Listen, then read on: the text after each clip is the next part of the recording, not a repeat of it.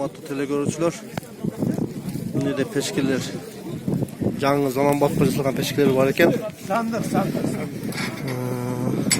8 Buradan gel. 8 kilogram köy yotat. Kaçta şu peşkeniz? Kanday kıyıyor da de. 17. 17'nin sonuna gel. Çilek 12 saat. 8 kilogram kömür 24 saat köy degen. 11 bin gel. Degen. La kaçta mı aldı? 19 gün sonra. Bu peşke 20 anınken.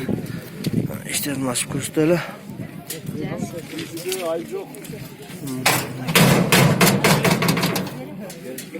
Ocağı duhavkası iken.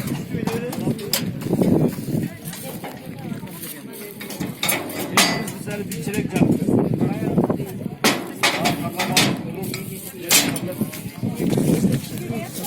Hurmatlı YouTube aboncular. Kuşluk akıyor degen. Konolay pazarına, Karanlık pazarına satılıp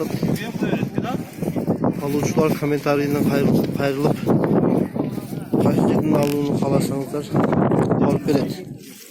Dostavka bekar egen.